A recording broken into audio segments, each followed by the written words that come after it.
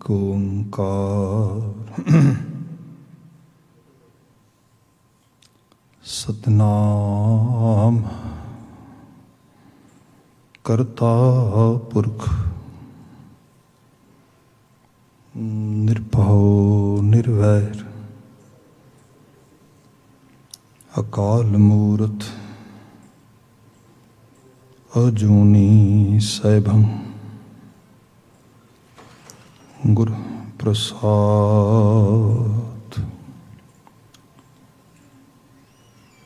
ਸੱਜਣ ਸੱਚਾ ਪਾਤਸ਼ਾਹ ਸਿਰ ਸ਼ਾਹਾਂ ਦੇ ਸ਼ਾਹ, ਜਿਸ ਪਾਸ ਬੈਠਿਆਂ ਸੋਈ ਹੈ ਸਭਨਾਂ ਦਾ ਵਿਸਾਹ। ਸਤਿਨਾਮ ਵਾਹਿਗੁਰੂ ਸਾਹਿਬ ਜੀਓ। ਸ਼ਲੋਕ ਮਹਲਾ ਦੂਜਾ। ਜਿਨਹੀ ਚੱਲਣ ਜਾਣਿਆ ਸੇ ਕਿਉਂ ਕਰਹਿ ਵਿਥਾਰ।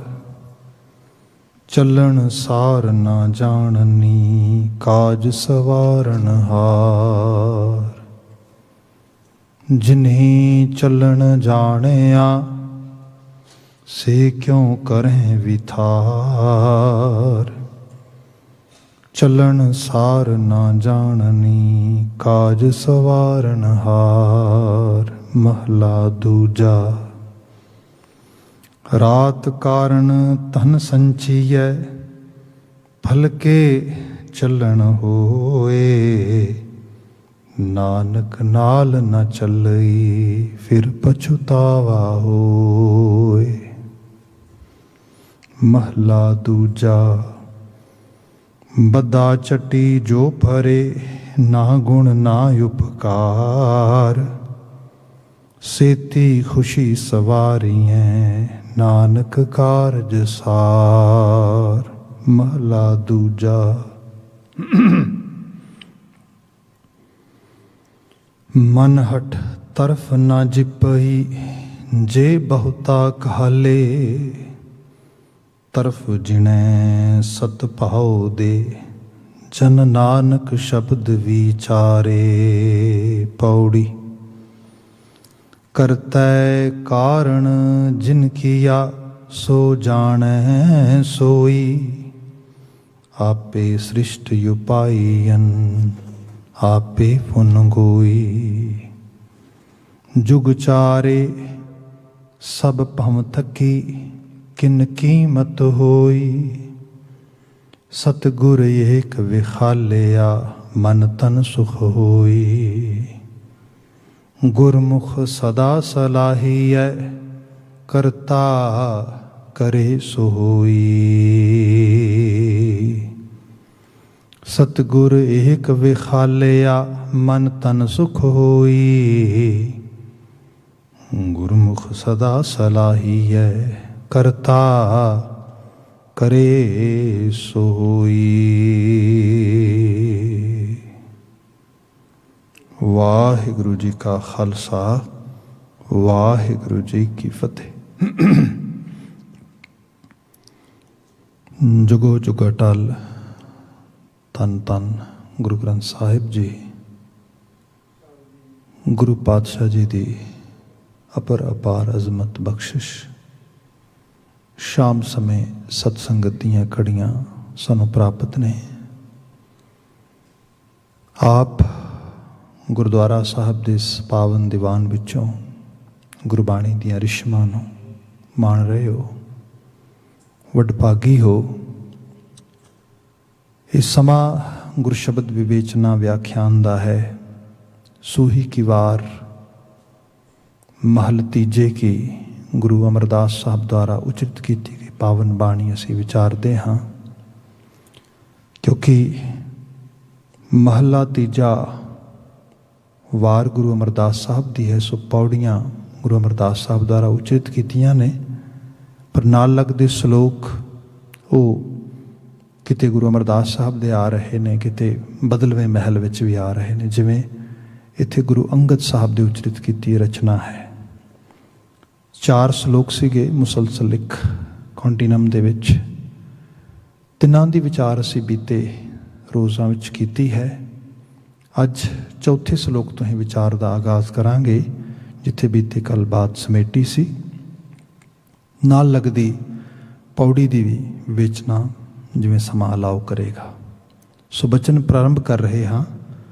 ਸਾਹਿਬ ਜ਼ਿਕਰ ਕਰ ਰਹੇ ਨੇ, ਮਨ ਹਟ ਤਰਫ ਨ ਜਿਪਈ ਜੇ ਬਹੁਤਾ ਕਾਲੇ। ਜ਼ਬਾਨ ਨੋ ਡਾਊਟ ਥੋੜ੍ਹੇ ਜਿਹੇ ਬ੍ਰਜ ਦਾ ਭਾਵ ਹੈ, ਥੋੜ੍ਹਾ ਠੇਠ ਪੰਜਾਬੀ ਹੈ, ਪ੍ਰਾਕਿਰਤ ਵਿੱਚੋਂ ਆ ਰਿਹਾ, ਉਹਦਾ ਪਰਿਪੇਖ ਹੈ। ਥੋੜ੍ਹੀ ਜਿਹੀ ਅਸੀਂ ਸ਼ਬਦੀ ਅਰਥ ਭਾਵ ਨੂੰ ਕੱਲ ਪਾਉਣ ਦਾ ਯਤਨ ਕੀਤਾ ਸੀ। ਸਭ ਕਹਿ ਰਹੇ ਨੇ, ਮਨਹਟ ਤਰਫ ਨਾ ਜਿਪਈ। ਮਨਹਟ ਹੈਗਾ ਆ ਫੋਰਸਫੁਲੀ, ਕਿਉਂਕਿ ਸ਼ਬਦ ਜਿਹੜਾ ਹੈ ਬੱਧਾ ਚੱਟੀ ਜੋ ਪਰੇ, ਬੀਤੇ ਕੱਲ ਵੀ ਗੱਲ ਹੋ ਰਹੀ ਸੀ। when something we want to do, to have some sort of force, ਜਿਹਦੇ 'ਚ ਕੁਝ ਤਾਕਤ ਹੈ, ਕੁਝ ਸਮਰੱਥਾ ਆ, ਉਹ ਆ ਰਹੀ ਆ ਕਰਨ ਵਾਸਤੇ, ਪਰ ਉਹ ਤਾਕਤ ਸਮਰੱਥਾ ਸਾਡੀ ਓਨੈਸਟਲੀ ਇੰਟਰਨਲ ਉਸ ਐਬਿਲਿਟੀ 'ਚੋਂ ਨਹੀਂ ਆ ਰਹੀ, ਸਾਡੀ ਇੱਛਾ ਸ਼ਕਤੀ 'ਚੋਂ ਨਹੀਂ ਆ ਰਹੀ, ਸਾਡੀ ਜ਼ਹਿਨੀਅਤ ਉਹਦੇ ਨਾਲ ਪੂਰੀ ਤਰ੍ਹਾਂ ਅਲਾਈਨ ਨਹੀਂ ਹੈ। ਅਸੀਂ ਅੰਤਰੀਵ ਦੁਨੀਆ 'ਚ ਕਿਸੇ ਹੋਰ ਸੰਘਰਸ਼ 'ਚ ਹਾਂ, ਬਾਹਰਲੀ ਦੁਨੀਆ 'ਚ ਕੁਝ ਹੋਰ ਕਰ ਰਹੇ ਹਾਂ। ਮਿਸਮੈਚ ਹੈ, ਜਿਸ ਨੂੰ ਗੁਰੂ ਸਾਹਿਬ ਨੇ ਰੂਹਾਨੀ ਇੱਕ ਇਬਾਦਤ ਦੇ ਉਸ ਰੰਗ ਨੂੰ ਜਦੋਂ ਐਕਸਪਲੇਨ ਕੀਤਾ, ਭਗਤ ਫਰੀਦ ਜੀ ਦੇ ਬਚਨਾਂ ਅਸੀਂ ਪੜ੍ਹਦੇ ਹਾਂ, ਦਿਲੋਂ ਮੁਹੱਬਤ ਜਿਨ ਸਹੀ ਸੱਚਿਆ, ਜਿਨ ਮਨ ਹੋਰ ਮੁਖ ਹੋਰ। ਮੁਖ ਤੋਂ ਬੰਦਾ ਇਜ਼ਹਾਰ ਕਰ ਰਿਹਾ ਹੈ ਕਿ ਮੈਂ ਪਿਆਰ ਕਰਦਾ ਹਾਂ, ਮੈਂ ਕਦਰ ਕਰਦਾ ਹਾਂ, ਮੈਂ ਸਨੇਹ ਕਰਦਾ ਹਾਂ, ਪਰ ਮਨ ਵਿੱਚੋਂ ਨਹੀਂ। ਮਨ ਵਿੱਚੋਂ ਅੰਦਰੋਂ ਆਵਾਜ਼ ਆ ਰਹੀ ਹੈ, ਨਹੀਂ ਨਹੀਂ ਇਹ ਝੂਠ ਹੈ, ਇਹ ਐਵੇਂ ਨਹੀਂ ਹੋ ਸਕਦਾ, ਮੈਂ ਨਹੀਂ ਕਰਦਾ, ਮੈਂ ਨਫ਼ਰਤ ਕਰਦਾ ਹਾਂ। ਇਹ ਜਦੋਂ ਡੁਐਲਿਟੀ, ਇੱਕ ਜਿਹਨੂੰ ਅੱਜ ਕੱਲ੍ਹ ਅਸੀਂ ਡੂਅਲ ਪਰਸਨੈਲਿਟੀ ਡਿਸਆਰਡਰ ਵੀ ਕਈ ਵਾਰੀ ਕਹਿ ਦਿੰਦੇ ਹਾਂ, ਦੁਈ ਸ਼ਖਸੀਅਤ ਦਾ ਰੂਪ, ਅੰਦਰ ਕੁਝ ਹੋ ਰਿਹਾ, ਬਾਹਰ ਕੁਝ ਹੋ ਰਿਹਾ, ਇਹ ਰੂਪ ਜਿੱਥੇ ਹੋਏ ਕਿਸੇ ਕੰਮ ਦੇ ਵਿੱਚ ਵੀ, ਉਹਦੇ ਵਿੱਚੋਂ ਜਿਹੜੇ ਸਿੱਟੇ ਤੇ ਰਿਜ਼ਲਟ ਨਿਕਲਣਗੇ ਉਹ ਮਨ ਮੁਆਫਕ ਨਹੀਂ ਹੋਣਗੇ, ਕਿਉਂਕਿ ਮਨ ਤਾਂ ਇਨਵੋਲਵ ਹੀ ਨਹੀਂ ਉਹਦੇ ਵਿੱਚ। ਅਤੇ ਉਸ ਚੀਜ਼ ਦੇ ਨਾਲ ਸਾਡੀ ਜਿਹੜੀ ਬਹਿਰੂਨੀ ਉਹ ਐਨਰਜੀ ਹੈ ਉਹ ਵੀ ਵੇਸਟ ਜਾਏਗੀ। ਅਲਟੀਮੇਟਲੀ ਇੱਕ ਦਿਨ ਅਹਿਸਾਸ ਹੋ ਜਾਏਗਾ ਦੋਨਾਂ ਪਾਰਟੀਜ਼ ਨੂੰ, ਜਿਨ੍ਹਾਂ ਵਾਸਤੇ ਅਸੀਂ ਕਰ ਰਹੇ ਹਾਂ ਅਤੇ ਜੋ ਅਸੀਂ ਆਪ ਕਰ ਰਹੇ ਹਾਂ ਅੰਦਰੋਂ, ਦੋਨਾਂ ਨੂੰ ਪਤਾ ਲੱਗ ਜਾਏਗਾ ਇਹ ਬੈਨੀਫੀਸ਼ੀਅਲ ਨਹੀਂ ਹੈਗਾ, ਕਿਸੇ ਦੇ ਰੂਪ ਵਿੱਚ ਵੀ ਬੈਨੀਫੀਸ਼ੀਅਲ ਨਹੀਂ ਹੈਗਾ। ਸੋ ਗੁਰੂ ਸਾਹਿਬ ਨੇ ਜਦੋਂ ਡਿਵੋਸ਼ਨਲ ਐਕਸਰਸਾਈਜ਼ ਦੀ ਗੱਲ ਕੀਤੀ ਹੈ, ਕਿਆ ਇਹਦੇ 'ਚ ਇੱਕ ਮਨ ਹੋ ਜਾਣਾ ਹੈ, ਅੰਦਰੋਂ ਬਾਹਰੋਂ ਇੱਕ ਹੋ ਜਾਣਾ ਹੈ, ਇਹਦੇ 'ਚ ਦੁਆਇ ਭਾਵ ਕੰਮ ਨਹੀਂ ਕਰੇਗਾ। ਅਸੀਂ ਬਾਣੀ ਦੇ ਵਿੱਚੋਂ ਬਹੁਤ ਸਾਰੀਆਂ ਐਗਜ਼ਾਮਪਲਸ ਪੜ੍ਹਦੇ ਹਾਂ, ਜਿਵੇਂ ਬੀਓ ਬੀਜ ਪਤ ਲੈ ਗਏ, ਅਬ ਕਿਉਂ ਉਗਵੈ ਦਾਲ, ਜੇ ਇੱਕ ਹੋਏ ਤਾਂ ਉਗਵੈ ਰੁੱਤੀ ਹੋ ਰੁੱਤ ਹੋਏ। ਕਿਆ ਕਦੀ ਵੀ ਸਾਲਮ ਬੀਜ ਉਗਦਾ ਆ ਜਿਹੜਾ ਸੰਪੂਰਨ ਆ, ਉਹਦੇ ਤੁਸੀਂ 2 ਟੋਟੇ ਵੀ ਕਰਦੇ ਹੋ, ਉਸ ਨੂੰ ਮਾੜਾ ਜਿਹਾ ਵੀ ਦਲ ਦਿਓ, ਤੋੜ ਦਿਓ, ਉਹ ਨਹੀਂ ਉਗਦਾ। ਸੋ ਇੱਥੇ ਬਾਤ ਆਈ ਕਿ ਜਿਹੜੀ ਚੀਜ਼ ਇਸ ਤਰੀਕੇ ਦੇ ਨਾਲ ਇੱਕ ਬਿਲਕੁਲ ਓਨੈਸਟ ਅਪਰੋਚ 'ਚ ਆ ਜਾਏਗੀ, ਮਨੁੱਖੀ ਬਿਰਤੀ ਖਾਸ ਕਰਕੇ, ਉਹੀ ਕੋਈ ਸਿੱਟਾ ਰਿਜ਼ਲਟ ਪੈਦਾ ਕਰ ਸਕੇਗੀ। ਇਸ ਕਰਕੇ ਮਨ ਹਟ, ਅਤੇ ਮਨ ਹਟ ਕਰਦੇ ਕਿਉਂ ਆ? ਕਿਉਂਕਿ ਅਸੀਂ ਕਿਸੇ ਚੀਜ਼ ਨੂੰ ਵਿਨ ਕਰਨਾ ਆ, ਪ੍ਰਾਪਤ ਕਰਨਾ ਆ, ਅਚੀਵ ਕਰਨਾ ਆ, ਅਰਨ ਕਰਨਾ ਆ। ਇਸ ਰੂਪ ਦੇ ਵਿੱਚ ਇੱਥੇ ਅਰਨ ਕਰਨੀ ਹੈ ਉਸ ਖੁਦਾਈ ਦੀ ਬਖਸ਼ਿਸ਼, ਉਸ ਰੱਬੀ ਜ਼ਾਤ ਦੇ ਉਸ ਅਹਿਸਾਸ ਨੂੰ ਆਪਣੇ ਅੰਦਰ ਟਿਕਾਉਣ ਵਾਸਤੇ, ਉਹਦੇ ਅਕਾਲ ਪੁਰਖ ਵਾਹਿਗੁਰੂ ਦੀ ਕਿਰਪਾ ਦੇ ਪਾਤਰ ਬਣਨ ਵਾਸਤੇ, ਉਹਦਾ ਤਰਸ ਲੈਣ ਵਾਸਤੇ ਇੱਥੇ ਸ਼ਬਦ ਲਫ਼ਜ਼ ਆ ਰਿਹਾ ਤਰਫ, ਉਹ ਸਾਡੀ ਫੇਵਰ ਕਰ ਸਕੇ, ਸਾਡੇ ਪਾਸੇ ਹੋ ਸਕੇ, ਉਹ ਇਹਦੀ ਬਾਤ ਹੋ ਰਹੀ ਹੈ। ਮਨ ਹਟ ਤਰਫ ਨਾ ਜਿਪਈ, ਜਿਪਈ ਜਿੱਤ ਲੈਣਾ, मतलब किसी चीज़ ਨੂੰ ਵਿਨ ਕਰ ਲੈਣਾ। ਅਸੀਂ ਰੱਬ ਜੀ ਦੀ ਫੇਵਰ ਫੋਰਸਫੁਲੀ ਨਹੀਂ ਪ੍ਰਾਪਤ ਕਰ ਸਕਦੇ। ਨੋ, ਇਹਦੇ 'ਚ ਜਿਹੜਾ ਖਾਸ ਤੌਰ 'ਤੇ ਕਿਸੇ ਚੀਜ਼ ਨੂੰ ਮਨ ਕਰਨ ਨੂੰ ਨਹੀਂ ਕਰ ਰਿਹਾ, ਤੁਸੀਂ ਉਹਨੂੰ ਧੱਕਾ ਕਰ ਰਹੇ ਹੈਗੇ ਹੋ, ਇਹ ਅਮਲ ਇੱਥੇ ਕੋਈ ਰਿਜ਼ਲਟ ਪ੍ਰੋਡਿਊਸ ਨਹੀਂ ਕਰੇਗਾ। ਮਨ ਹਟ ਤਰਫ ਨਾ ਜਿਪਈ ਜੇ ਬਹੁਤਾ ਘਾਲੇ। ਬੰਦਾ ਕਹਿੰਦਾ ਨਹੀਂ ਨਹੀਂ, ਥੋੜ੍ਹੀ ਐਕਸਟਰਾ ਐਫਰਟ ਪਾਵਾਂਗੇ ਨਾ ਫਿਰ ਕੰਮ ਹੋ ਜਾਏਗਾ। ਇਸ ਨੂੰ ਮੈਂ ਰਿਲੇਸ਼ਨਸ਼ਿਪ ਦੇ ਲੈਵਲ 'ਤੇ ਬਿਆਨ ਕਰਨੀ ਚਾਹਾਂਗਾ, ਕਿਉਂਕਿ ਇਹ ਰੱਬ ਜੀ ਦੇ ਨਾਲ ਸਾਡੀ ਸੁਰਤ ਦਾ, ਸ਼ਬਦ ਨਾਲ ਸਾਡੀ ਰੂਹ ਦਾ, ਉਸ ਪਰਮ ਰੂਹ ਦੇ ਨਾਲ ਇੱਕ ਰਿਸ਼ਤਾ ਆ। ਇਹੀ ਗੁਰਬਾਣੀ ਕਹਿ ਰਹੀ ਹੈ, ਇਹ ਭਗਤੀ ਹੈ, ਇਹ ਬੰਦਗੀ ਹੈ। ਜੋ ਇੱਥੇ ਜ਼ਿਕਰ ਆ ਰਿਹਾ ਹੈ ਕਿ ਜੇ ਬਹੁਤਾ ਘਾਲੇ, ਬਹੁਤਾ ਘਾਲੇ ਅੱਜ ਸਮਾਜ 'ਚ ਕਿਹਾ ਜਾਂਦਾ ਹੈ ਕਿ ਜਿਹੜਾ ਅਨਅਚੀਵੇਬਲ ਆ ਉਹਨੂੰ ਅਚੀਵ ਕਰਨਾ, ਜਿਹੜਾ ਮਤਲਬ ਜਿਹਨੂੰ ਅਸੀਂ ਨੋਨ ਵਿਨੇਬਲ ਕਹਿ ਦਈਏ ਜਾਂ ਜਿਹਨੂੰ ਅਸੀਂ ਵਿਨ ਨਹੀਂ ਕਰ ਸਕਦੇ, ਉਸ ਨੂੰ ਅਸੀਂ ਵਿਨ ਕਰਨ ਵਾਸਤੇ ਐਫਰਟ ਪਾ ਰਹੇ ਹੋਈਏ, ਨਹੀਂ ਹੋਏਗਾ। ਇਹ ਜਿਹੜਾ ਰੂਪ ਆ, ਬੰਦਾ ਬਹੁਤਾ ਘਾਲੇ, ਬੰਦਾ ਕਹਿੰਦਾ ਨਹੀਂ ਨਹੀਂ ਮੇਰੀ ਘਾਲਣਾ 'ਚ ਕਮੀ ਰਹਿ ਗਈ, ਥੋੜ੍ਹੀ ਹੋਰ ਘਾਲਣਾ ਘਾਲਦਾ, ਥੋੜ੍ਹੀ ਹੋਰ ਲੇਬਰ ਪਾਉਣਾ, ਥੋੜ੍ਹੀ ਹੋਰ ਐਫਰਟ ਪਾਉਣਾ। ਇਸ ਤਰ੍ਹਾਂ ਨਹੀਂ ਹੋ ਪਾਉਂਦਾ। ਹਾਂ, ਜੇ ਤੁਸੀਂ ਉਸ ਚੀਜ਼ ਨੂੰ ਬੜੇ ਬੁਨਿਆਦੀ ਤਰੀਕੇ ਨਾਲ ਸਮਝ ਲਵੋ। ਤੇ I was going to example from relationship side, but let's actually come toward the education side, ਕਿਉਂਕਿ ਕੱਲ੍ਹ ਆਪਾਂ ਐਜੂਕੇਸ਼ਨ 'ਤੇ ਗੱਲ ਕੀਤੀ ਸੀ। ਇਸੇ ਹਫ਼ਤੇ ਹੀ ਮੈਂ ਕੁਝ CBC ਦੇ ਉੱਤੇ, ਕੁਝ ਰੇਡੀਓ ਪੋਡਕਾਸਟ ਦੇ ਉੱਤੇ ਕੁਝ ਸੁਣ ਰਿਹਾ ਸੀਗਾ, ਅਤੇ ਉਹ ਐਜੂਕੇਸ਼ਨ ਬਾਬਤ ਦੀ ਗੱਲ ਕਰ ਰਹੇ ਸੀ। ਅਸੀਂ ਦੇਖਦੇ ਹਾਂ ਬੱਚਿਆਂ ਨੂੰ ਸਟਰਗਲ ਕਰਦਿਆਂ ਨੂੰ, ਮਿਡਲ ਸਕੂਲ ਦੇ ਵਿੱਚ, ਹਾਈ ਸਕੂਲ ਵਿੱਚ, sure we can see lots of kids who are struggling. Universities ਦੇ ਵਿੱਚ ਤਾਂ ਡਰੋਪ ਆਊਟ ਰੇਟ ਹੀ ਮੋਰ ਦੈਨ 50-60% ਨਾਰਥ ਅਮਰੀਕਾ 'ਚ ਮਿਲ ਜਾਂਦਾ ਤੁਹਾਨੂੰ ਚੰਗੀਆਂ ਯੂਨੀਵਰਸਿਟੀਜ਼ ਦੇ ਵਿੱਚ। ਸੋ ਇਹਦਾ ਮਤਲਬ ਇਹ ਹੈ ਸਟਰਗਲ ਹੁੰਦੀ ਹੈ। ਹੁਣ ਇਹ ਸਟਰਗਲ ਦੇ ਪਿੱਛੇ ਜਦੋਂ ਸਟੱਡੀ ਕਰਦੇ ਨੇ, ਉਹ ਕਹਿੰਦੇ ਨੇ ਵੀ ਮੁੱਖ ਕਾਰਨ ਕੀ ਹੈ।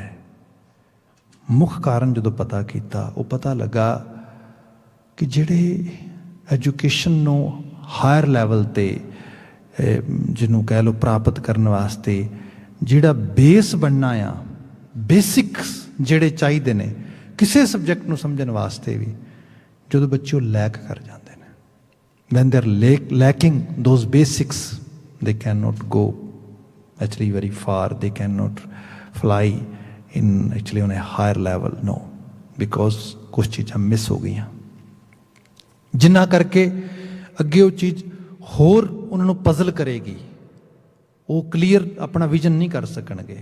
ਇੱਥੋਂ ਦਿੱਕਤ ਆ ਰਹੀ ਹੈ ਸਾਰੇ। ਸੋ ਬੇਸਿਕਸ ਦੇ ਉੱਤੇ ਐਫਰਟ ਪਾਉਣੀ, ਬੇਸਿਕਸ ਨੂੰ ਸਮਝਣਾ। ਜਿਹੜੀ ਘਾਲ ਮੁਸ਼ੱਕਤ ਆ ਉਹ ਉਸ ਲੈਵਲ 'ਤੇ ਕੀਤੀ ਜਾਏ। ਹੁਣ ਸਪੋਜ਼ ਕਰੋ ਬੱਚੇ ਨੇ ਜਾਂ ਸਕੂਲ ਨੇ ਜਾਂ ਸਿਸਟਮ ਨੇ, ਬੱਚੇ ਤੇ ਨਾ ਇਕੱਲੇ 'ਤੇ ਪਾ ਦਈਏ, ਸਿਸਟਮ 'ਤੇ ਪਾਈਏ, ਸਕੂਲ 'ਤੇ ਪਾਈਏ, ਪੇਰੈਂਟਸ ਜਿਹੜੇ ਗਾਰਡੀਅਨਸ ਨੇ, ਜਿਹੜੇ ਰਿਸਪੋਂਸੀਬਲ ਨੇ ਉਸ ਕੇਅਰ ਟੇਕਰ ਦੇ ਤੌਰ 'ਤੇ, ਉਹਨਾਂ 'ਤੇ ਪਾਈਏ, ਸਾਰਿਆਂ ਨੂੰ ਇਨਵੋਲਵ ਕਰੀਏ।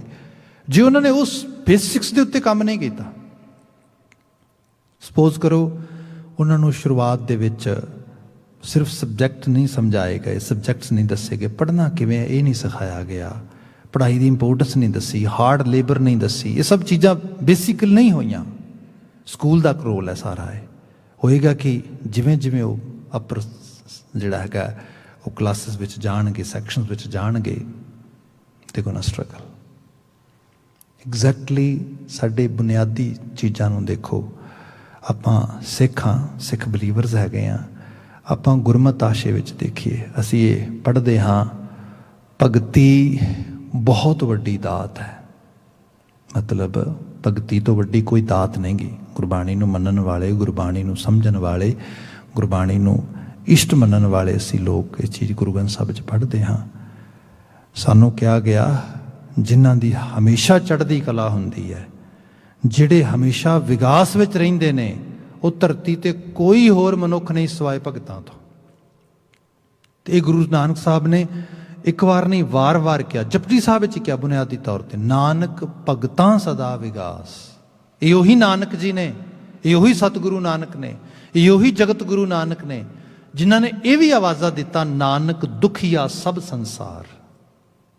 ਪਰ ਉਹਨਾਂ ਨੇ ਕਿਹਾ ਕੁਝ ਹੈ ਨੇ ਇਹੋ ਜਿਹੀਆਂ ਜਿਨਸਾਂ ਇਸ ਧਰਤੀ ਦੇ ਉੱਤੇ, ਕੁਝ ਹੈ ਨੇ ਇਹੋ ਜਿਹੇ ਲੋਕ, ਕੁਝ ਹੈ ਇਹੋ ਜਿਹੇ ਬਸ਼ਰ ਜਿਨ੍ਹਾਂ ਦੇ 'ਚ ਦੁੱਖ ਨਾਂ ਦੀ ਚੀਜ਼ ਨਹੀਂ ਹੈ।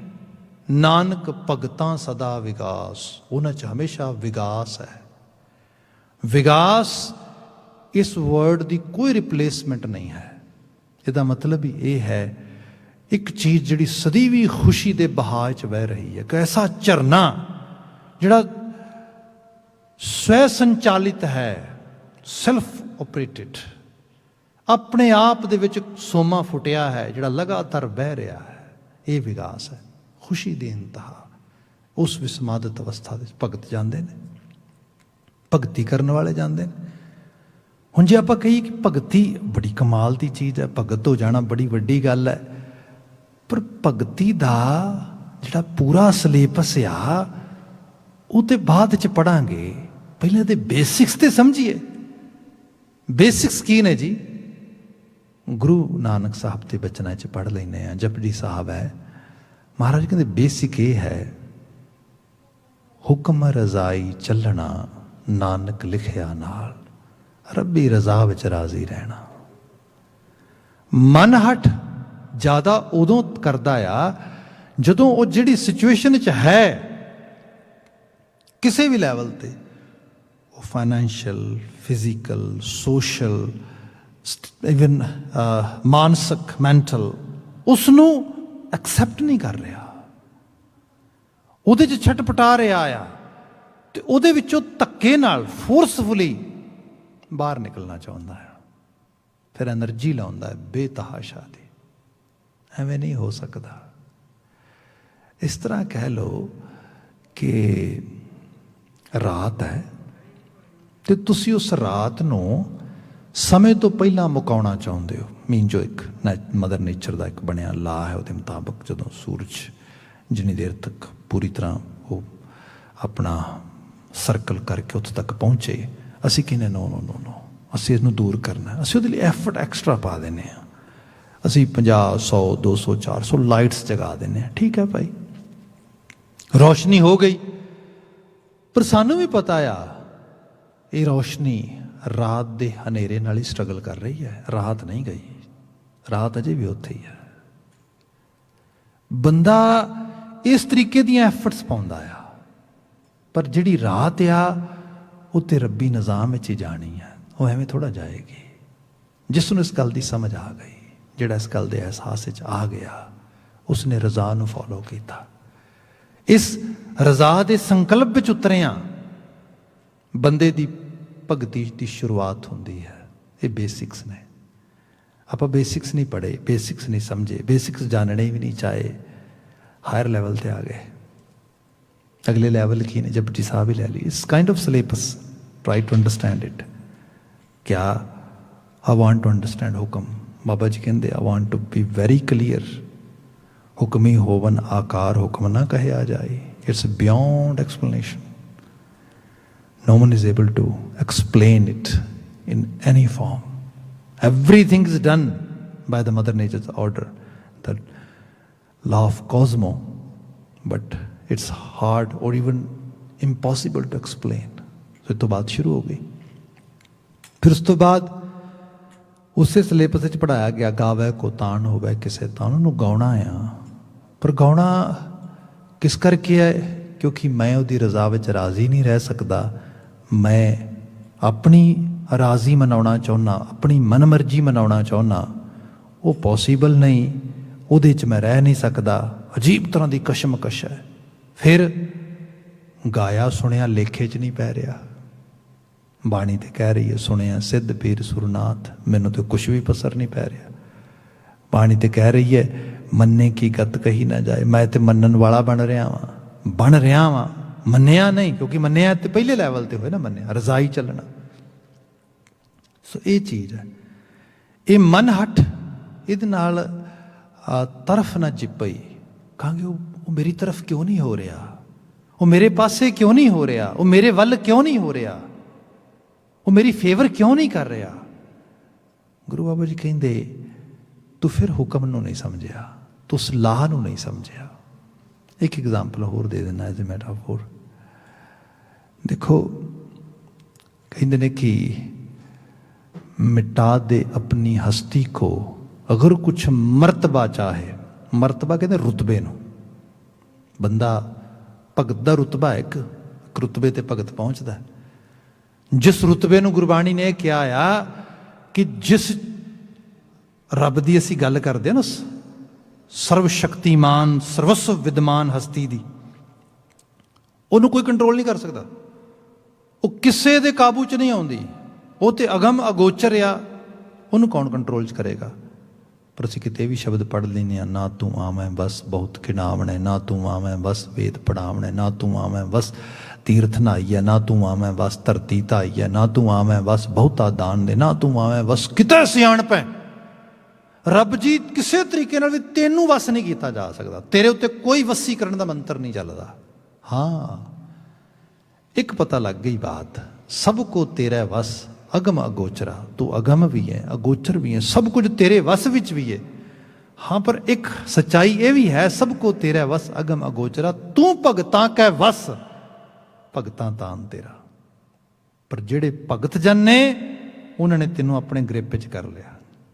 ਹੁਣ ਗੁਰਬਾਣੀ ਕਹਿ ਰਹੀ, ਕੋਈ ਛੋਟੀ ਗੱਲ ਤੇ ਹੈ ਨਹੀਂ, ਇਹ ਤੇ ਹੈ ਨਹੀਂ ਕਿ ਮੇਰੀ ਤੁਹਾਡੀ ਬਣਾਈ ਗੱਲ ਹੈ। ਤੂੰ ਭਗਤਾਂ ਕੈ ਵਸ, ਤੂੰ ਭਗਤਾਂ ਦੇ ਵਸ ਵਿੱਚ ਹੈ, ਭਗਤਾਂ ਤਾਣ ਤੇਰਾ, ਤੇ ਭਗਤ ਤੇਰਾ ਤੇਰੇ ਤਾਣ ਵਿੱਚ ਰਹਿੰਦੇ ਨੇ, ਤੇਰੇ ਤੇ ਵਿਸ਼ਵਾਸ ਕਰਦੇ ਨੇ, ਤੇਰੇ ਉਸ ਅਹਿਸਾਸ ਦੇ ਪ੍ਰਭਾਵ ਵਿੱਚ ਹਰ ਵਕਤ ਜੀਂਦੇ ਨੇ, ਉਹਨਾਂ ਨੂੰ ਤੇਰਾ ਤਾਣ ਹੈ। ਹੁਣ ਆਹ ਰੂਪ ਜਿਹੜਾ ਆ, ਇਹ ਤੇ ਇੱਕ ਹਾਇਰ ਲੈਵਲ ਦੀ ਸਟੇਟਸ ਦੀ ਗੱਲ ਹੋ ਰਹੀ ਹੈ। ਭਈ ਇਸ ਮਰਤਬੇ ਨੂੰ ਕੌਣ ਨਹੀਂ ਪਾਣਾ ਚਾਹੇਗਾ।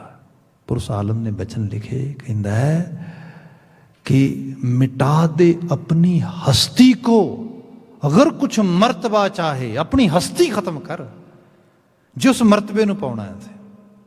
हुण जिहड़ी हस्ती खत्म होनी है फिजिकल नहीं गी, ये ते मन मंडल दी है, ये ते हंकार दी है, ये ते साडी होंद दी है, इहदी गल हो रही है सारी।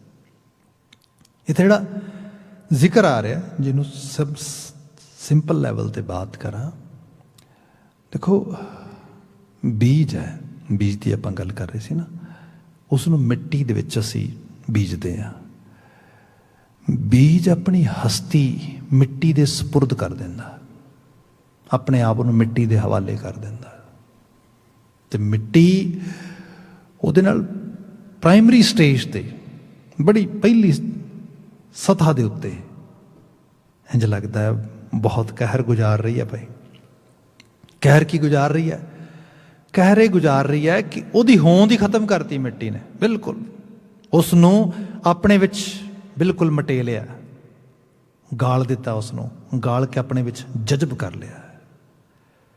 ਹੁਣ ਜੇ ਬੀਜ ਇਹ ਕਹੇ ਨਾ ਨਾ ਨਾ, ਦੇਖ ਕੁਝ ਹਿੱਸਾ ਮੇਰਾ ਜਜ਼ਬ ਕਰ ਲੈ ਆਪਣੇ ਚ, ਕੁਝ ਮੈਨੂੰ ਦੇ ਦੇ, ਕੁਝ ਮੈਂ ਬਚਾ ਲਵਾਂ, ਕੁਝ ਤੈਨੂੰ ਦੇ ਦੇਵਾਂ, ਇਹ ਹੁੰਦੀ ਡੁਐਲਿਟੀ। ਐਵੇਂ ਨਹੀਂ ਹੋਏਗਾ, ਰਿਸ਼ਤਿਆਂ 'ਚ ਐਵੇਂ ਹੁੰਦਾ। ਅਸੀਂ ਘਾਲਣਾ ਘਾਲਦੇ ਹਾਂ ਬੜੀ, ਪਰ ਅਸੀਂ ਰਜ਼ਾ ਵਿੱਚ ਰਾਜ਼ੀ ਰਹਿ ਕੇ ਇੱਕ ਦੂਜੇ ਨੂੰ ਅੰਡਰਸਟੈਂਡ ਕਰਕੇ ਸਮਰਪਿਤ ਨਹੀਂ ਹੁੰਦੇ। ਜਦੋਂ ਆਪਣੇ ਆਪ ਨੂੰ ਦੂਜੇ ਵਿੱਚ ਮਰਜ ਨਹੀਂ ਕਰਦੇ ਤੇ ਫਿਰ ਇੱਕ ਅਜੀਬ ਤਰ੍ਹਾਂ ਦਾ ਮਤਲਬ ਇੰਜ ਲੱਗਦਾ ਹੈ ਕਿ ਇੱਕ ਹੀ ਫੈਮਿਲੀ ਹੈ, ਪਰ ਡੀਪ ਲੈਵਲ ਤੇ ਦੇਖੋਗੇ ਨਹੀਂ, ਫਾੜੀ ਫਾੜੀ ਹੈ, ਵੱਖਰੇ ਵੱਖਰੇ ਨੇ। ਲੱਗਦਾ ਕਿ ਜਿਵੇਂ ਇੱਕ ਰਿਸ਼ਤਾ ਹੈ, ਪਰ ਦੂਰ ਨੇੜੇ ਜਾ ਕੇ ਦੇਖੋਗੇ ਨਹੀਂ ਨਹੀਂ ਦੋ ਹੀ ਨੇ ਭਾਈ, ਇਹ ਨਹੀਂ ਹੈ, ਸਾਂਝ ਨਹੀਂ ਹੈ। ਮਿੱਟੀ ਤੇ ਬੀਜ ਫਿਰ ਦਿਸੇਗਾ ਵਿੱਚ।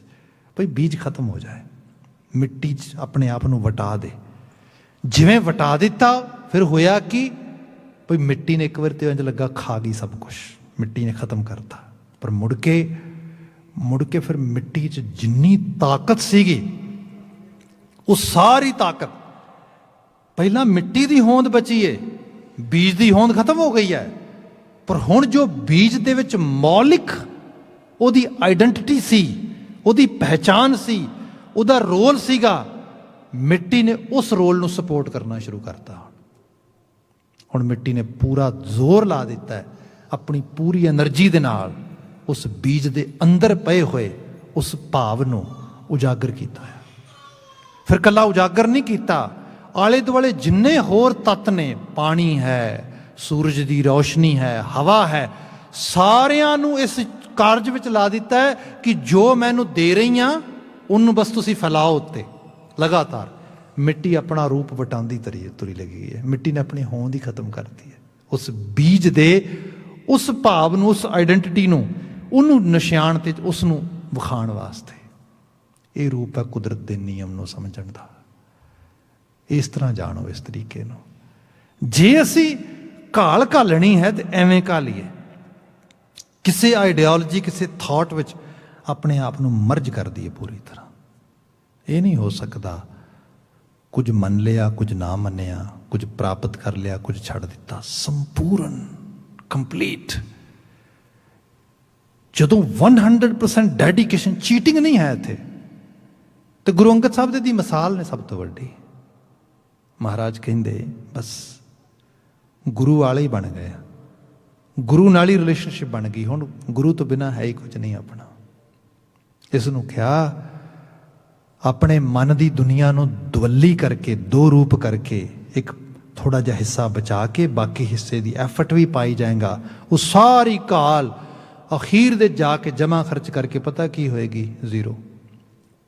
ਜਿਵੇਂ ਮੈਥਮੈਟਿਕਸ 'ਚ ਹੁੰਦਾ, ਤੁਸੀਂ ਦੇਖੋ, ਤੁਸੀਂ ਵੱਡੇ ਤੋਂ ਵੱਡੇ ਆંકੜੇ ਇੱਕ ਦੂਜੇ ਨਾਲ ਗੁਣਾ ਕਰੀ ਜਾਓ, ਕਰੀ ਜਾਓ, ਕਰੀ ਜਾਓ, ਮਲਟੀਪਲਾਈ ਕਰੀ ਜਾਓ, ਸਾਰਾ ਕੁਝ ਕਰਕੇ ਅਖੀਰ 'ਚ ਮਲਟੀਪਲਾਈ ਕਰ ਦਿਓ ਜ਼ੀਰੋ ਨਾਲ। ਕੀ ਹੋਏਗਾ?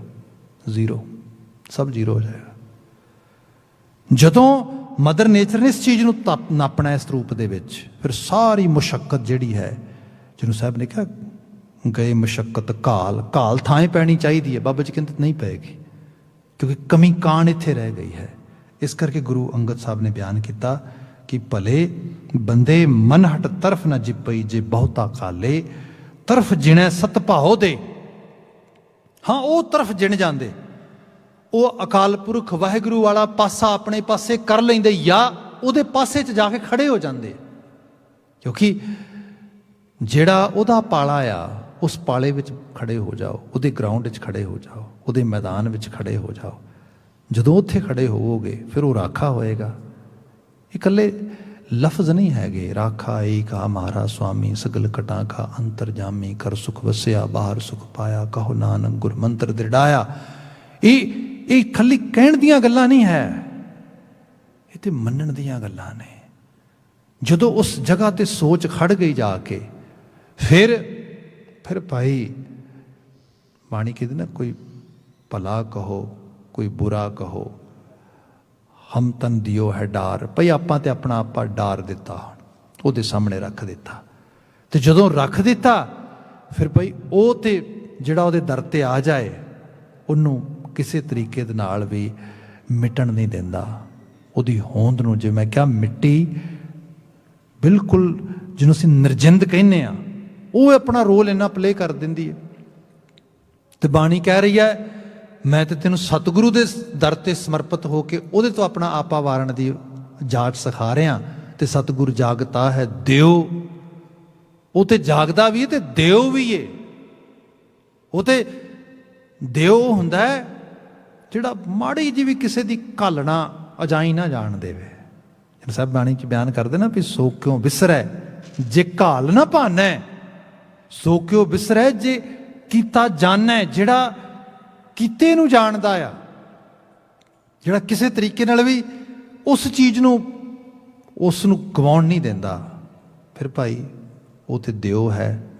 ਤੇ ਉਸ ਦਿਓ ਦੇ ਤੁਸੀਂ ਜੇ ਐਫਰਟ ਪਾਉਂਦੇ ਹੋ ਤੇ ਐਵੇਂ ਥੋੜ੍ਹਾ ਹੋ ਸਕਦਾ ਉਹ ਤੁਹਾਡੇ ਪਾਸੇ ਨਹੀਂ ਖੜੇਗਾ। ਤੇ ਬਾਣੀ ਨੇ ਕਿਹਾ ਵੀ ਵਾਰ-ਵਾਰ, ਜਦੋਂ ਗੁਰੂ ਵੱਲ ਹੋ ਗਏ ਤੁਸੀਂ ਤੇ ਗੁਰੂ ਤੁਹਾਡੇ ਵੱਲ ਹੋ ਗਿਆ, ਫਿਰ ਜਾਮ ਗੁਰੂ ਹੋਏ ਵੱਲ ਧਨੈ ਕਿਆ ਗਾਰਬ ਦੀਜੈ, ਜਾਮ ਗੁਰੂ ਹੋਏ ਵੱਲ ਲੱਖ ਬਾਹੇ ਕਿਆ ਕੀਜੈ। ਲੱਖਾਂ ਬਾਹਾਂ ਵੀ ਚੜ੍ਹ ਕੇ ਆ ਜਾਣ, ਜਦੋਂ ਉਹ ਸਾਡੀ ਤਰਫ ਆ, ਫਿਰ ਭਾਈ ਘਬਰਾਉਣ ਦੀ ਕੀ ਲੋੜ ਹੈ। ਇੱਥੇ ਮਹਾਰਾਜ ਗੁਰੂ ਅੰਗਦ ਸਾਹਿਬ ਬਿਆਨ ਕਰਦੇ, ਤਰਫ ਜਿਣੈ ਸਤ ਭਾਉ ਦੇ। ਪਰ ਬੇਸਿਕ ਇਹ ਹੈ, ਸਤ ਭਾਉ ਦੇ, ਸੱਚੀ ਭਾਵਨਾ ਹੋਏ। ਤੇ ਭਾਵਨਾ ਫਿਰ ਓਨੈਸਟ ਅਪਰੋਚ ਆ।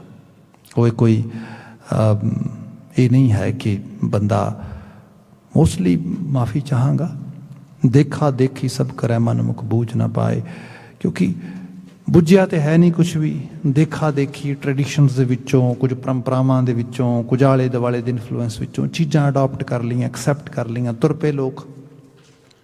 ਅਦਰਵਾਈਜ਼ ਜੇ ਉਹ ਓਨੈਸਟ ਅਪਰੋਚ ਬੰਦੇ 'ਚ ਆ ਜਾਏ, ਭਾਵਨੀ ਉਸ ਲੈਵਲ 'ਤੇ ਹੋਏ, ਬੰਦਾ ਅੰਦਰੋਂ ਕਿਸੇ ਚੀਜ਼ ਨੂੰ ਪੜ੍ਹੇ, ਸਮਝੇ, ਸੁਣੇ, ਜਾਣੇ, ਜੀਏ, ਜੀਵਨ ਕਰਮਸ਼ੀਲ ਹੋ ਜਾਏਗਾ। ਜਿਸ ਤਰੀਕੇ ਦਾ ਤੁਸੀਂ ਕਰਮ ਕਰ ਰਹੇ ਹੋ ਉਹ ਜਿਹਾ ਫਲ ਰੌਸ਼ਨ ਹੋਣਾ ਸ਼ੁਰੂ ਹੋ ਜਾਏਗਾ। ਉਹਦੀ ਬਾਤ ਕੀਤੀ ਕਿ ਤਰਫ ਜਿਣੈ ਸਤਪਾਉ ਦੇ ਜਨ ਨਾਨਕ ਸ਼ਬਦ ਵਿਚਾਰੇ। ਇਹ ਨਾਨਕ ਇਹ ਗੱਲ ਜਿਹੜੀ ਹੈ ਇਹ ਸ਼ਬਦ ਦੀ ਵਿਚਾਰ ਹੈ। ਜਿਹੜੀ ਬੀਤੀ ਕੱਲ ਬਾਤ ਕਰ ਰਹੇ ਸੀ ਨਾ ਆਪਾਂ ਵੀ ਐਜੂਕੇਸ਼ਨ ਹੈ, ਇੱਕ ਥਾਟ ਐਕਸਚੇਂਜ ਦੀ ਗੱਲ ਹੋ ਰਹੀ ਹੈ ਇਹਦੇ ਵਿੱਚ। ਹਰ ਚੀਜ਼ ਦੁਨੀਆ ਦੀ ਕਿਸੇ ਚੀਜ਼ ਨੂੰ ਲੈ ਲਓ ਤੁਸੀਂ, ਹੀਰੇ ਜਵਾਹਰਾਤ, ਸੋਨਾ, ਚਾਂਦੀ, ਮਿੱਟੀ ਵਿੱਚ ਹੀ ਪਿਆ ਆ ਸਾਰਾ।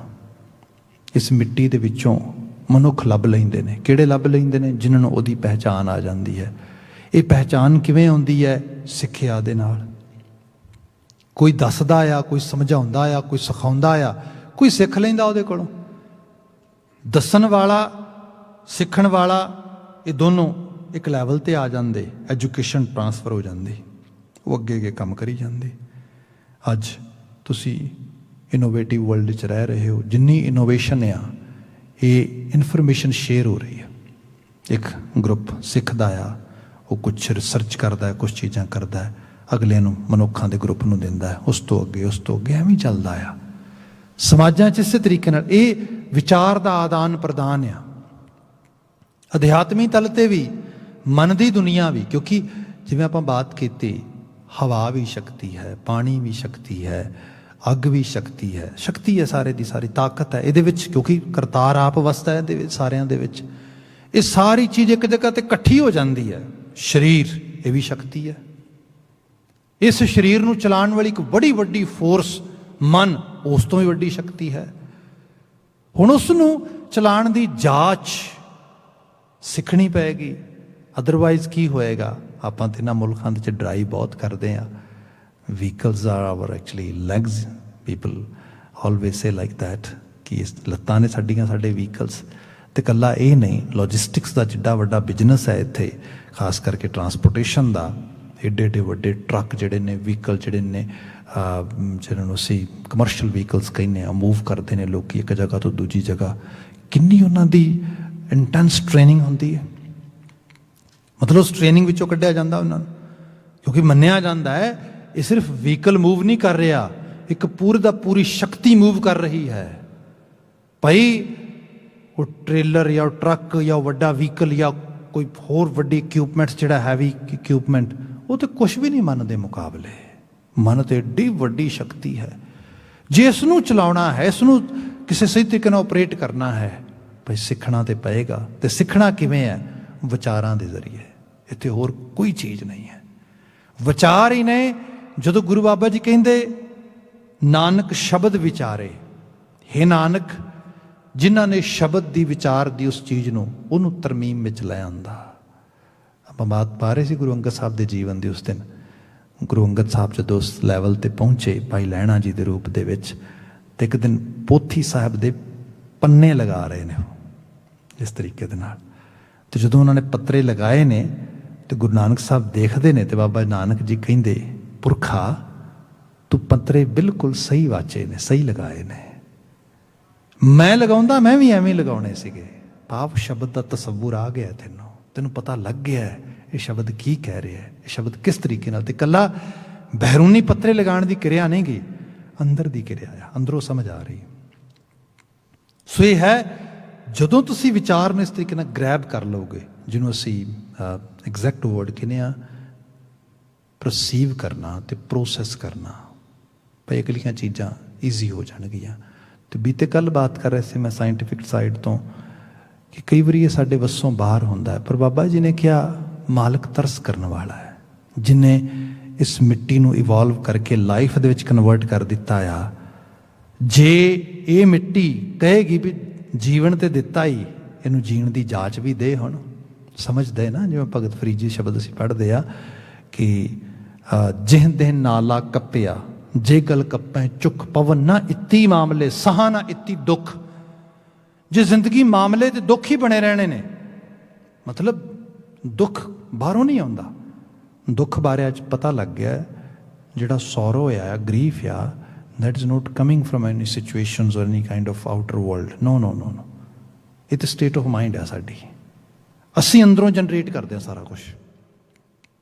ਸੋ ਜੇ ਮੈਨੂੰ ਅੰਦਰ ਸਮਝ ਹੀ ਕੋਈ ਨਹੀਂ, ਆਪਣੇ ਕੀਤੇ ਫੈਸਲਿਆਂ ਤੇ ਪਛਤਾਈ ਜਾਣਾ, ਰੋਈ ਜਾਣਾ, ਆਪਣੇ ਬਣਾਏ ਰਿਸ਼ਤਿਆਂ ਤੋਂ ਕਲਪੀ ਜਾਣਾ, ਸਭ ਇਹਦੇ 'ਚ ਹੀ ਮੈਂ ਰਹਿਣਾ ਆ। ਇਹ ਮਾਮਲੇ ਹੀ ਹੰਡਾਣੇ ਨੇ, ਫਿਰ ਜ਼ਿੰਦਗੀ ਕਾਹਦੇ ਵਾਸਤੇ ਦਿੱਤੀ ਕਿਉਂ ਸੀ ਹੈ ਅਕਾਲ ਪੁਰਖ ਵਾਹਿਗੁਰੂ।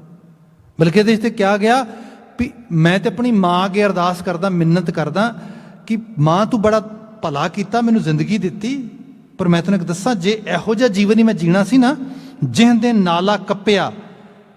ਕਹਿੰਦੇ ਨੇ ਬੱਚੇ ਦਾ ਤੇ ਮਾਂ ਦਾ ਰਿਸ਼ਤਾ ਨਾੜਾਂ ਦਾ ਰਿਸ਼ਤਾ ਹੁੰਦਾ, ਨਾੜੂਆ ਜਿਹੜਾ ਹੁੰਦਾ ਉਹਦੇ ਵਿੱਚ। ਜਦੋਂ ਬੱਚੇ ਦਾ ਜਨਮ ਹੁੰਦਾ ਹੈ, ਉਸ ਵਕਤ ਉਹਦੇ ਨਾੜੂਏ ਤੇ ਕੈਂਚੀ ਚਲਾਈ ਜਾਂਦੀ ਹੈ, ਮਤਲਬ ਤੇਜ਼ ਤਾਰ ਹਥਿਆਰ ਚਲਾ ਕੇ ਉਸ ਨਾੜਾਂ ਤੋਂ ਜੁਦਾ ਕੀਤਾ ਜਾਂਦਾ, ਉਸਨੂੰ, ਉਸ ਝਿੱਲੀ ਤੋਂ।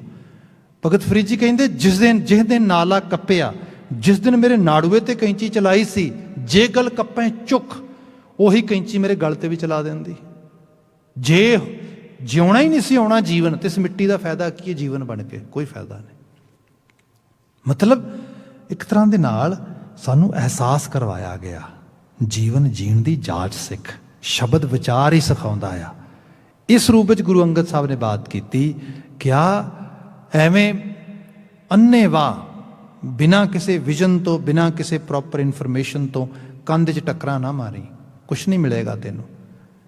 ਭਗਤੀ ਇਹ ਵਿਜ਼ਨਰੀ ਹੋਣ ਵਾਲੀ ਚੀਜ਼ ਹੈ, ਇਹ ਵਿਚਾਰ ਨਾਲ ਹੀ ਸਮਝ ਆਉਂਦੀ ਹੈ, ਵਿਚਾਰ ਹੀ ਹੈਲਪ ਕਰਦਾ ਇਹਦੇ 'ਚ। ਵਿਚਾਰ ਅੱਖਾਂ ਹੈ ਭਗਤੀ ਦੀਆਂ, ਸ਼ਬਦ ਵਿਚਾਰ, ਇਹਨੂੰ ਸਮਝੀ। ਇੱਥੇ ਬਚਨ ਆਇਆ ਨਾਨਕ ਸ਼ਬਦ ਵਿਚਾਰੇ, ਅੱਗੇ ਹੈ ਪੌੜੀ, ਕਰਤਾ ਕਾਰਨ ਜਿਨ ਕੀਆ ਸੋ ਜਾਣੈ ਸੋਈ। ਬਾਕੀ ਮੈਂ ਕਿਉਂ ਆਇਆ ਧਰਤੀ ਤੇ, ਇਹ ਮਨੁੱਖ ਕਿਉਂ ਆਏ ਨੇ, ਇਹ ਧਰਤੀ ਕਿਉਂ ਬਣੀ ਹੈ, ਸੂਰਜ ਚੰਦ ਕਿਉਂ ਘੁੰਮ ਰਿਹਾ ਹੈ, ਸਭ ਇਹਦੀਆਂ ਥਿਓਰੀਜ਼ ਬਣਾ ਕੇ ਲੋਕ ਅਕਸਰ ਸਮਝਣ ਦਾ ਯਤਨ ਕਰਦੇ, ਸਭ ਐਫਰਟਸ ਪਾਉਂਦੇ। ਪਰ ਬਾਬਾ ਜੀ ਬਿਆਨ ਕਰਦੇ, ਸਾਡੀ ਸਾਰੀ ਐਨਰਜੀ ਅਸੀਂ ਲਾ ਲਈਏ ਤਾਂ ਵੀ ਇਹ ਸਾਡੀ ਇੱਕ ਤਰ੍ਹਾਂ ਦੇ ਨਾਲ ਇੱਕ ਪਰਸੈਪਸ਼ਨ ਹੋਏਗੀ, ਇੱਕ ਅਜ਼ੰਪਸ਼ਨ ਹੋਏਗੀ। ਰਿਐਲਿਟੀ ਤੇ ਉਹੀ ਜਾਣਦਾ ਜਿਹਨੇ ਬਣਾਇਆ ਸਭ ਕੁਝ। ਆਪਾਂ ਇਹ ਵੀ ਕਰ ਸਕਦੇ ਹਾਂ, ਆਪਣੀ ਸਾਰੀ ਐਨਰਜੀ ਇਹਦੇ 'ਚ ਲਗਾ ਦਈਏ। ਇਹ ਵੀ ਕਰ ਸਕਦੇ ਹਾਂ, ਜੋ ਹੋਇਆ ਬਣਿਆ ਹੈ ਉਹਦੇ ਵਿੱਚ ਰਹਿੰਦਿਆਂ ਹੋਇਆਂ ਉਸ ਹੁਕਮ ਨੂੰ ਸਮਝੀਏ ਜਿਹਦੇ ਵਿੱਚ ਸਾਨੂੰ ਉਹਨੇ ਢਾਲਿਆ ਤੇ ਬਣਾ ਕੇ ਭੇਜਿਆ ਹੈਗਾ। ਇਹ ਸਾਡੇ ਲਈ ਬੈਟਰ ਹੋਏਗਾ। ਇੱਥੇ ਗੁਰੂ ਬਾਬਾ ਜੀ ਕਹਿੰਦੇ ਕਰਤਾ ਕਾਰਨ ਜਿਨ ਕੀਆ ਸੋ ਜਾਣੈ ਸੋਈ। ਗੁਰੂ ਅਮਰਦਾਸ ਸਾਹਿਬ ਕਹਿੰਦੇ ਉਹੀ ਜਾਣਦਾ ਹੈ, ਮੇਰੀ ਇਹ ਜੌਬ ਨਹੀਂ ਗੀ ਮੈਂ ਉਸ ਕਰਤੇ ਦੇ ਕਾਰਨਾਂ ਨੂੰ ਲੱਭਾਂ ਨਾ। ਮੈਂ ਆਪਣੀ ਜੌਬ ਜਿਹੜੀ ਹੈ ਸੀਮਤ ਕਰ ਦਿੱਤੀ ਹੈ। ਕੀ ਕੀਤੀ ਹੈ? ਆਪੇ ਸ੍ਰਿਸ਼ਟ ਉਪਾਈਨ ਆਪੇ ਫੁਨਗੋਈ। ਜੀਵਨ ਦੇਣ ਵਾਲਾ ਵੀ ਉਹ ਹੈ, ਲੈਣ ਵਾਲਾ ਵੀ ਉਹ ਹੈ। ਦੇਣ ਤੇ ਲੈਣ ਦੇ ਜੀਵਨ ਦੇ ਵਿੱਚ ਜਿਹੜੇ ਜੀਵਨ ਦੀਆਂ ਘੜੀਆਂ ਮਿਲੀਆਂ ਨੇ, ਇਹਨਾਂ ਨੂੰ ਸਹੀ ਤਰੀਕੇ ਨਾਲ ਜੀਣ ਦੀ ਜਾਂਚ ਵੀ ਉਹੀ ਸਿਖਾਏਗਾ। ਇਸ ਕਰਕੇ ਕਿਹਾ ਗਿਆ ਕਿ ਉਹੀ ਸਮਝਦਾਰ ਹੈ ਜਿਹਨੇ ਜ਼ਿੰਦਗੀ ਦਿੱਤੀ ਹੈ। ਮੈਂ ਉਸੇ ਸਮਝ ਦੇ, ਉਸੇ ਵਾਈਜ਼ ਸੋਰਸ ਦੇ ਕੋਲ, ਉਸੇ ਵਿਜ਼ਡਮ ਦੇ ਸੋਰਸ ਕੋਲ ਮੈਂ ਉਹਦੇ ਕੋਲੋਂ ਸਮਝ ਮੰਗਾ। ਬਚਨ ਇਹ ਆ ਰਿਹਾ, ਜੁਗ ਚਾਰੇ ਸਭ ਭਵ ਥਕੀ ਕਿਨ ਕੀਮਤ ਹੋਈ। ਬਾਕੀ 4 ਯੁਗਾਂ ਤੱਕ ਲੁਕਾਈ ਭਟਕਦੀ ਰਹੀ। ਕਿਨ ਕੀਮਤ ਹੋਈ, ਕਿਸ ਨੇ ਇਸ ਚੀਜ਼ ਦੀ ਕੀਮਤ ਨੂੰ ਜਿਹੜਾ ਹੈਗਾ ਪ੍ਰਾਪਤ ਕੀਤਾ, ਜਾਂ ਉਸ ਕੀਮਤ ਪਾ ਕੇ ਆਪਣੇ ਆਪ ਨੂੰ ਵੈਲਿਊਬਲ ਬਣਾ ਲਿਆ। ਭਾਵ ਜੀਵਨ ਦੇਖੋ, ਨਾ ਇਹ ਸੋਨਾ ਆ ਨਾ ਇਹ ਮਿੱਟੀ ਹੈ। ਇਹਦੇ ਵਿੱਚੋਂ ਨਿਕਲਣ ਵਾਲੇ ਅਮਲ ਹੀ ਦੱਸਦੇ ਨੇ ਇਹ ਕੀ ਹੈ। ਜੇ ਉਸ ਅਮਲਾਂ ਦੀ ਹੋਣੀ ਨਾ ਸਹੀ ਹੋਈ ਤੇ ਫਿਰ ਭਾਈ ਇਹ ਮਿੱਟੀ ਹੋਈ ਨਾ ਹੋਈ ਇੱਕ ਬਰਾਬਰ ਹੈ। ਇਸ ਕਰਕੇ ਸਾਹਿਬ ਨੇ ਕਿਹਾ, ਜੁਗ ਚਾਰੇ ਸਭ ਭਵ ਥਕੀ ਕਿਨ ਕੀਮਤ ਹੋਈ। ਸਤਿਗੁਰ ਏਕ ਵਿਖਾਲਿਆ। ਮੇਰੇ ਸਤਿਗੁਰੂ ਨੇ ਉਸ ਇੱਕ ਦਾ ਅਹਿਸਾਸ ਕਰਵਾ ਦਿੱਤਾ। ਵਿਖਾਲਿਆ ਦਾ ਮਤਲਬ ਹੁੰਦਾ ਐਕਸਪੀਰੀਅੰਸ ਕਰਾ ਦੇਣਾ। ਮੈਨੂੰ ਇਹ ਚੀਜ਼ ਵਿਖਾ ਦਿੱਤੀ, ਐਕਸਪੀਰੀਅੰਸ ਕਰਾ ਦਿੱਤੀ। ਸਤਿਗੁਰ ਏਕ ਵਿਖਾਲਿਆ, ਮਨ ਤਨ ਸੁਖ ਹੋਈ। ਮਨ ਕਰਕੇ ਤਨ ਕਰਕੇ ਸੁਖ ਵਾਲੀ ਦਸ਼ਾ ਬਣ ਗਈ, ਵਿਗਾਸ ਬਣ ਗਿਆ। ਕਿਹਾ ਗਿਆ ਮਨ ਦਾ ਖੇੜਾ ਹੀ ਤਨ ਦੇ ਖੇੜੇ ਦੇ ਵਿੱਚ ਤਬਦੀਲ ਹੁੰਦਾ ਆ। ਜੇ ਮਨ ਖੇੜੇ ਵਿੱਚ ਨਹੀਂ, ਇਸ ਤਨ ਨੂੰ ਲੋਕੀ ਮਹਿਫਲਾਂ ਵਿੱਚ ਲੈ ਜਾਂਦੇ, ਪਾਰਟੀਜ਼ ਵਿੱਚ ਲੈ ਜਾਂਦੇ, ਸਭ ਜਗ੍ਹਾ ਦੇ ਉੱਤੇ ਸੋਚਦੇ ਮਨ ਦੀ ਉਦਾਸੀ ਦੂਰ ਹੋ ਜਾਏਗੀ। ਤਨ ਨੂੰ ਸਭ ਕੁਝ ਦੇ ਦਵਾ ਕੇ ਵੀ ਮਨ ਫਿਰ ਉਸੇ ਤਰੀਕੇ ਨਾਲ ਉਪਰਾਮ ਬੈਠਾ ਆ। ਗੁਰੂ ਬਾਬਾ ਜੀ ਬਿਆਨ ਕਰਦੇ, ਉਹ ਭਲੇ ਮਨੁੱਖ ਜੇ ਸਤਿਗੁਰੂ ਦਾ ਰਾਹ ਪਕੜ ਲਵੇਂ, ਸਤਿਗੁਰੂ ਸ਼ਬਦ ਵਿਚਾਰ ਦਾ ਰਾਹ ਦੇ ਦੇਵੇ, ਤੇ ਹੋ ਸਕਦਾ ਤੂੰ ਜ਼ਿੰਦਗੀ ਦੇ ਉਸ ਕਣ ਨੂੰ ਐਕਸਪੀਰੀਅੰਸ ਕਰ ਲਵੇਂ। ਮਨ ਤਨ ਸੁਖ ਹੋਈ, ਗੁਰਮੁਖ ਸਦਾ ਸਲਾਹੀਐ, ਕਰਤਾ ਕਰੇ ਸੋ ਹੋਈ। ਜਿਹੜੇ ਗੁਰੂ ਵੱਲ ਮੂੰਹ ਕਰ ਲਿਆ, ਉਹਦੀ ਸਲਾਹੁਤਾ ਵਿੱਚ ਪੈ ਗਿਆ ਤੇ ਬੇਸਿਕ ਸਮਝ ਆ ਗਿਆ, ਕਰਤਾ ਕਰੇ ਸੋ ਹੋਈ। ਰਜ਼ਾ ਦੀ ਜਿਹੜੀ ਐਕਚੁਅਲ ਲੈਵਲ 'ਤੇ ਟੀਚਿੰਗ ਸੀਗੀਆਂ, ਜਿਹੜੀਆਂ ਰਜ਼ਾ ਵਿੱਚ ਰਹਿਣ ਦੀ ਜਿਹੜੀ ਬੁਨਿਆਦੀ ਸਿੱਖਿਆ ਸੀਗੀ, ਉਹ ਸੁਰਤ ਦੇ ਵਿੱਚ ਆ ਗਈ। ਸਭ ਰਹਿਮਤ ਕਰਨ ਇਨ ਆਲਮੀ ਵਾਕਿਆਂ 'ਚੋਂ ਚੰਗੇਰੀ ਪ੍ਰੇਰਣਾ ਮਿਲੇ। ਇੰਨੀਆਂ ਕੁ ਬੇਨਤੀਆਂ ਨਾਲ ਖਿਮਾ। ਅਗਲਾ ਸਮਾਂ ਸਿਮਰਨ ਦਾ ਹੈ, ਆਪ ਉਹਦੇ ਨਾਲ ਸਾਂਝ ਪਾਓ। ਕਿਰਸਾਨੀ ਨਾਲ ਜੂਝ ਰਹੀਆਂ ਮਾਈ ਭਾਈ ਉਸ ਉਹਨਾਂ ਰੂਹਾਂ ਦੀ ਚੜ੍ਹਦੀ ਕਲਾ ਹੋਏ, ਸਫਲਤਾ ਹੋਏ, ਇਹੀ ਅਰਦਾਸ ਹੈ। ਇੱਥੇ ਸਮਾਪਤੀ। ਵਾਹਿਗੁਰੂ ਜੀ ਕਾ ਖਾਲਸਾ, ਵਾਹਿਗੁਰੂ ਜੀ ਕੀ ਫਤਿਹ।